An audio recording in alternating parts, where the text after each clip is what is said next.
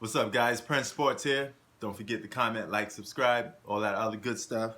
You guys notice all my videos, I'm rocking a Marvel shirt, right?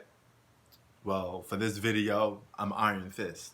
Last one, I was Captain Marvel, But let's get on to some sport talk. All right. Now, when you mentioned, I was watching some segment today on TV, and they were talking about the legacy of Scottie Pippen, right? So that got me to thinking, um, what is the most player today that's similar to Scottie Pippen, that has Scottie Pippen tendencies? There's a couple players that come in mind. It's not like just one player you could put your hand on and say, okay, that guy reminds me of Scottie Pippen. Scottie Pippen is regarded as the greatest number two of all time. I said that in my video a couple weeks back, right before this even picked up steam and got on TV. I already touched on this a little bit. And they was using some of the same terms that I use that nobody else been using, like number one, number two, you know, and breaking that down. And I was keep telling people stuff like that does have its value. And the reason why Scottie Pippen's legacy is what it is because he was considered a number two. He's never been considered that guy that doing a lot of, the main franchise play for the heavy lifting. But I think being a number two could be underrated and overrated at the same time. Does Scottie Pippen get underrated sometimes? Yes, but he also gets overrated by a lot of people sometimes too. Usually, he gets overrated by a lot of Jordan haters, people like that. But Scottie Pippen was never a franchise player. That's a well-known fact.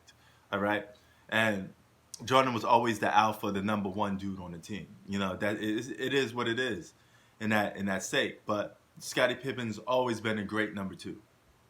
Always been a perfect guy that you could put around the superstar, and he would do all the other stuff that you need to do. I mean, he played defense, he played make. He was a point forward before a lot of players that you see in today's league.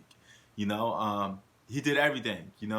And he always seemed comfortable with being a number two. Unlike a lot of number twos today that swear from up and down that they're actually a number one and they should be a franchise player instead of considered a number two. But there's a lot of players that come into mind when I think of Scottie Pippen. One is Paul George. I think Paul George is a better offensively minded player than Scottie Pippen was.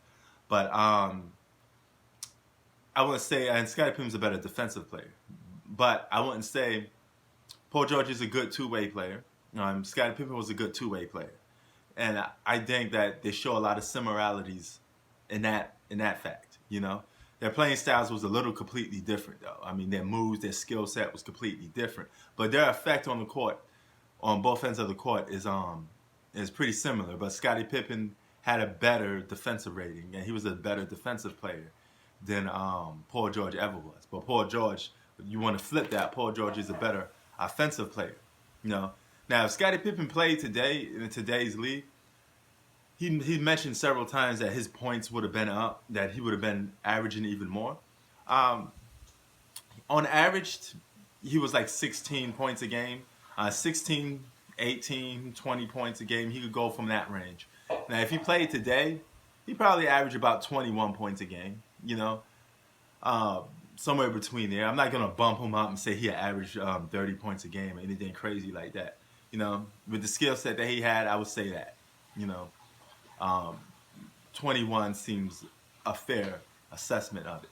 Now, another player that you could relate to Scottie Pippen is Kawhi Leonard. It's funny how Kawhi Leonard has comparisons not only with Michael Jordan, but Scottie Pippen as well. When you think of the comparisons Kawhi Leonard has with Scottie Pippen, it's the defensive end. They both were defensive-minded players. Scottie Pippen's a great defensive player, but I'm going to give the edge to Kawhi Leonard in defense a little bit.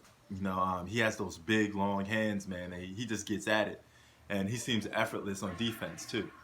But nevertheless, you can't go wrong with neither one of those guys being defensive players or being good defensive players. So,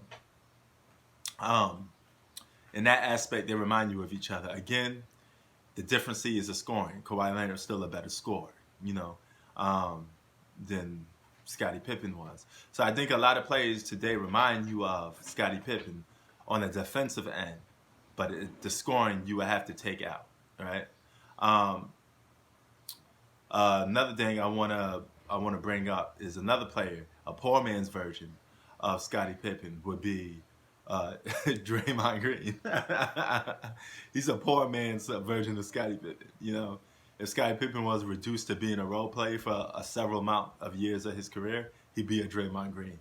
You know, so there you go. Um, Man, Draymond Green is such a scrub, but never mind. On to the next one.